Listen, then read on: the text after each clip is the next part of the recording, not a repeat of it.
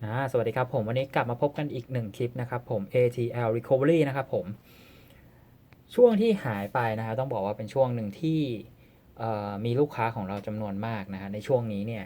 ผมว่าอาจจะเป็นเรื่องของภาวะเศรษฐกิจหรือเรื่องของอะไรก็แล้วแต่นะครับมีลูกค้าของเราจำนวนมากที่ฮาร์ดดิสก์เสียแล้วพยายามที่จะแก้ไขด้วยตัวเองแต่ต้องบอกว่าข้อมูลปัจจุบันที่อยู่ใน YouTube เนี่ย วิธีการกู้ข้อมูลต่างๆนี่ไม่ว่าจะเปิดฝาครอบด้วยตัวเองที่ไม่ได้เปิดใน Keyroom หรือว่าวิธีการใช้ซอฟต์แวร์ในการกู้ข้อมูลเนี่ยผมเคยนั่งดูอยู่ประมาณหลายคลิปนะเพราะว่าผมอยู่ในวงการเพราะว่าผมก็จะคอยดูแหละว่ามันมีใครมาทำวิธีกู้ข้อมูลบ้างก็จะมีทั้งคนไทยแล้วก็ทั้งต่างชาตินะครับ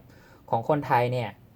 99%ทำไม่ได้จริงครับแล้วก็จะทำให้ข้อมูลคุณเสียหายหนักกว่าเดิมด้วยนะครับ ตัวอย่างมาดูฮาร์ดดิสก์ตัวนี้กันว่าเป็นของลูกค้าท่านหนึ่งที่เปิดคลิปบน YouTube ดูแล้วก็ทำตามนะครับฮาร์ดดิสก์ตัวนี้เนี่ยอาการเริ่มแรกที่ลูกค้าแจ้งมาก็คือบอกว่าใช้งานอยู่แล้วมันมีเสียงหัวอ่านดังนะครับต้องบอกก่อนว่าฮาร์ดดิสก์ที่มีเสียงหัวอ่านดังเนี่ยแปลว่าหัวอ่านมันเสียมันอาจจะเกิดจากไฟกระชากหรือเรื่องอายุการใช้งานนะครับทีนี้เนี่ยต้องบอกว่าฮาร์ดดิสก์ตัวนี้เนี่ยผมค่อนข้างที่จะเทไปที่ว่ามันเป็นเรื่องอายุการใช้งานเนื่องจากฮาร์ดดิสก์มันค่อนข้างเก่าแล้วครับมันเป็นปีเนี่ยวารันตี5ปีแต่หมดไปตั้งแต่ปี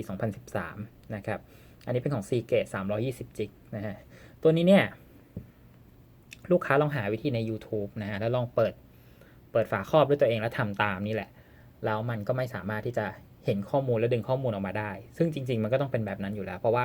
ฮาร์ดดิสก์ที่มีเสียงดังเนี่ย ยังไงคุณไม่สามารถที่จะซ่อมได้ด้วยตัวเองแน่นอนถ้าไม่มีเครื่องมือหรือว่าไม่มีความชำนาญนะครับลูกค้าท่านนี้นะคะขับรถมาจากสระบุรีนะเพื่อมาหาเราที่สำนักงานตึก Exchange Tower ตรงอโศกนะฮะ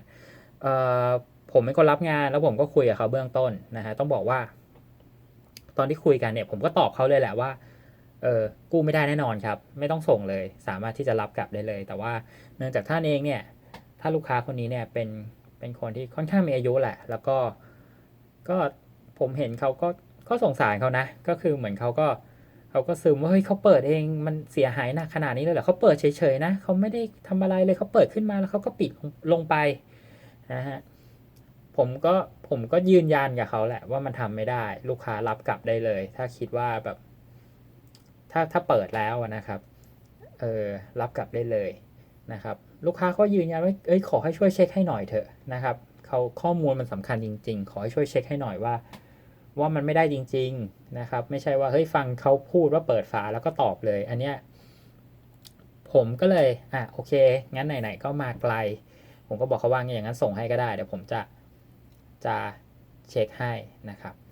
ซึ่งผมก็รู้อยู่แล้วแหละจากเคสที่ผ่านๆมาเนี่ยถ้าเปิดฝาครอบเองเนี่ยบอกเลยว่าส่วนใหญ่พังนะครับถ้าไม่พังก็จะกู้ได้น้อยมากๆอาจจะได้น้อยกว่า50%นะฮะ เคสนี้มาดูกันว่าทำไมเปิดฝาครอบเองเนี่ยมันถึงทำให้ฮาร์ดดิสก์เสียต้องบอกก่อนว่าฮาร์ดดิสก์เนี่ยเวลามันประกอบเนี่ยเวลาประกอบจากโรงงานนะครับมันจะประกอบในห้องคีนรูม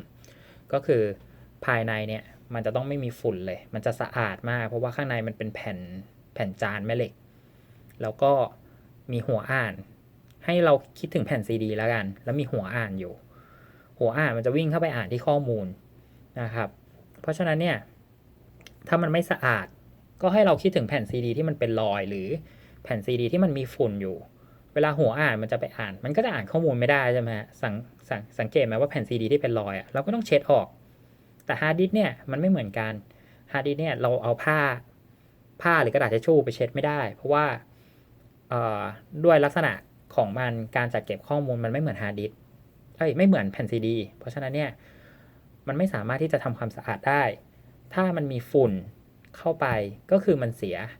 นะครับหรือจากเดิมที่อาจจะใช้เวลากู้แบบ3 วันเสร็จ5 วันเสร็จเนี่ยถ้ามันมีฝุ่นลงไปเนี่ยมันอาจจะใช้เวลาแบบ2 อาทิตย์3 อาทิตย์หรืออาจจะเป็นเดือนแล้วสมมุติตัวเนี้ย320จิกเนี่ยข้อมูลที่กู้ออกมาได้ก็อาจจะน้อยลงอาจจะเหลืออยู่แค่50% 30%ซึ่งมันอาจจะไม่ใช่ข้อมูลที่ลูกค้าต้องการหรือ หลังจากที่เรากู้ข้อมูลเสร็จแล้วเนี่ยลูกค้าอาจจะไม่เอาข้อมูลนั้นแล้วไม่ว่าอาจจะแบบไม่จำเป็นต้องใช้งานแล้ว หรือมันนานเกินไปหรือว่ามันไม่มีไฟล์ที่ต้องการเนื่องจากว่ามันกู้ได้ 50% อย่างเงี้ยนะครับลูกค้าก็อาจจะไม่พอใจกับข้อมูลเพราะฉะนั้นเนี่ยบริษัทที่รับกู้ข้อมูลโดยตรงก็เลยจะบอกว่าการเปิดฝาครอบเนี่ยมันทำให้กู้ข้อมูลไม่ได้นะครับเขาอาจจะไม่ได้อธิบายยาวแบบผมที่ผมพูดตอนนี้นะเพราะว่าเขาก็จะบอกง่ายๆเลยว่าเปิดฝาครอบแล้วมันกู้ไม่ได้ครับมันมีฝุ่นเข้าไปแต่จริงๆมันมีหลายสาเหตุก็คือระยะเวลาในการทำการมันนานจาก3 วัน5 วันกลายเป็น2 อาทิตย์กลายเป็นเดือนหนึ่งซึ่งเราอาจจะทำฟรีไงเพราะว่าพอเราทำเสร็จปุ๊บลูกค้าไม่มาเอาข้อมูลละลูกค้าทิ้งเลยก็กลายเป็นเราทำฟรีนะครับแล้วเราก็จะไม่ได้อะไรกับเคสนั้นนะครับรวมถึงผลการกู้เองก็จะไม่ดีเท่าที่ควรนะครับจากที่ผ่านๆมาลูกค้าก็จะบ่อยว่าเฮ้ยทำไมมันกู้ได้น้อยจังอ่ะแล้วราคานี้มันโอเคเหรอต้องลดอีกสินั่นแหละมันก็เลยจริงๆเนี่ยถามว่ามันต้องลดอีกไหมจริงๆมันไม่ต้องลดนะมันต้องแพงขึ้นเพราะว่าลูกค้าเปิดฝาครอบมันทำให้งานยากขึ้นจริงๆต้องแพงขึ้นไม่ใช่ลดลงนะครับอันเนี้ยแต่ส่วนใหญ่ลูกค้าก็จะเป็นแบบนั้นก็จะแบบเฮ้ยกู้ได้น้อยจัง 30% เองโอ้ย 2,000 เถอะ 2,000 กับ2 อาทิตย์ยังไงก็ไม่คุ้มไม่มีที่ไหนคุ้มค่าแรงพนักงานตีเป็นง่ายๆเลยแบบพนักงานแอดมินธรรมดาวันละ500ทำ2 อาทิตย์ยังไงก็ไม่คุ้มครับแต่สาเหตุหลักๆที่ฝุ่นมันเข้าไปเนี่ยต้องบอกก่อนว่าผมจะให้ดูว่าทำไมเวลาเปิดฝาครอบเองเนี่ยต่อให้คุณนะเปิดในห้องปิดสนิทห้องแอร์ชั้น35ที่อยู่สูงจากถนนมากๆหรือว่าคุณจะเอาถุงพลาสติกฝาชีมาครอบฮาร์ดดิสก์คุณไว้แล้วคุณเปิดเนี่ยยังไงก็มีฝุ่นถ้าคุณไม่รู้เทคนิคนี้ต้องบอกว่าฮาร์ดดิสก์เนี่ยเวลามันใช้งานปกติเราใส่ไว้ในเคสคอมใช่ป่ะเราจะไม่เคยเอามันออกมาทำความสะอาดเลยลองดูเนี่ยมันจะมีฝุ่นเกาะอยู่ตามเนี่ยตามขอบมันเนี่ยนะสังเกตดูตรงนี้มันจะมีร่องตรงเนี้ยซึ่งมันจะเป็นยางซีลอยู่ข้างในมันไม่ให้ฝุ่นเข้าไปมันจะเป็นยางซีลไว้ถ้าคนทั่วไปไม่รู้ขันน็อตปกติเนี่ยเปิดขึ้นมาปุ๊บอันเนี้ยจริงๆ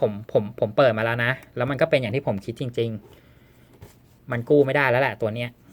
ผมเปิดให้ดูว่าทำไมมันถึงกู้ไม่ได้ลองเปิดดูเปิดขึ้นมาปุ๊บเห็นไหมคุณจะเห็นว่าตรงเนี้ยมันมียางอยู่มียางซีลอยู่มียางซีลอยู่แล้วฮาร์ดดิสก์ที่มันใช้งานมานานๆมันจะมีฝุ่นเกาะอยู่ตามขอบดูดีๆครับมันจะมีฝุ่นอยู่เห็นไหมเนี่ยมีฝุ่นแค่คุณเปิดโดยไม่รู้เทคนิคอันนี้เป็นเทคนิคนะครับไม่เกี่ยวกับเรื่องการกู้ข้อมูลเลยเป็นเทคนิคแลบกู้ข้อมูลจะต้องทำความสะอาดตรงนี้ก่อนเปิดฝาครอบเพราะว่าต่อให้คุณไปเปิดในคีย์รูมแต่คีย์รูมมันมีฝุ่นเวลาคุณยกฝาครอบขึ้นมาฝุ่นมันจะตกลงมาบนแผ่นจานแล้วทำให้เสียข้อมูลเสียนี่คือเทคนิคเลยถ้าไม่มีประสบการณ์หรือไม่เคยรู้มาก่อนตรงเนี้ยพลาดแน่นอนเป็นจุดที่พลาดเลยพลาดตั้งแต่ขั้นตอนแรกเลยนะครับถ้าเป็นแลบต้องคีย์ตรงนี้ออกก่อนเข้าห้องแลบเราต้องทำความสะอาดตรงนี้ให้หมดก่อนให้หมดฝุ่นจริงๆเราถึงจะเอาเข้าห้องแลบเพราะว่าถ้าเราเอาเข้าห้องแลบไปแล้วเราเปิดฝาครอบขึ้นมาแล้วฝุ่นมันอยู่อย่างเงี้ยจะเข้าห้องแลบเพื่ออะไรในเมื่อเข้าห้องแลบก็มีฝุ่นอยู่ดีถูกไหมครับเพราะว่ามันพาฝุ่นในตัวฮาร์ดดิสก์เข้าไปไงเพราะฉะนั้นเนี่ย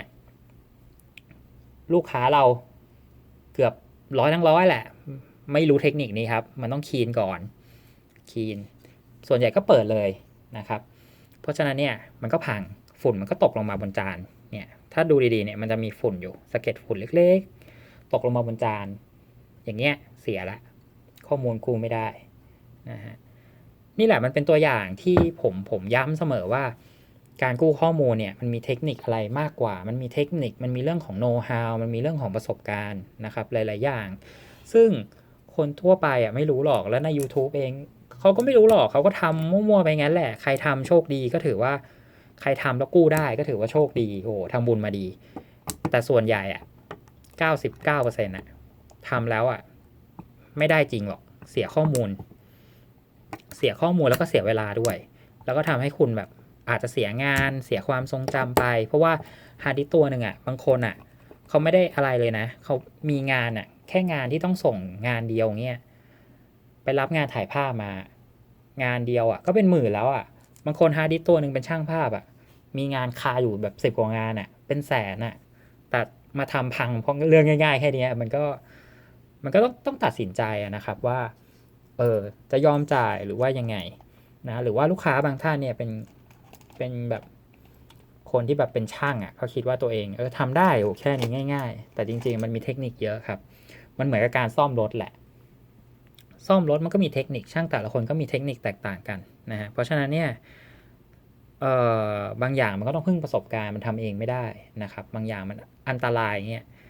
มันก็ควรที่จะต้องให้คนที่เขาเชี่ยวชาญทำนั้นเนี่ยคนคนหนึ่งมันไม่สามารถที่จะมีความรู้ทุกอย่างหรอกนะครับอันนี้ฝากไว้เป็นคลิปสั้นๆเป็นเทคนิคง่ายๆเลยเนี่ยที่แบบหลายๆคนเนี่ยไม่รู้เลยเปิดปุ๊บพังปั๊บเพราะฉะนั้นเนี่ยผมก็ถ้าจะเปิดก็ขอให้ระวังนิดนึงแล้วก็ทำความสะอาดก่อนนะฮะเพราะว่าบางคนเนี่ยเคสคอมพิวเตอร์เนี่ย10 ปีไม่เคยเป่าฝุ่นเลยมันก็ต้องพังอยู่แล้วนะครับโอเคฝากไว้เท่านี้ขอบคุณมากๆที่ติดตามสวัสดีครับ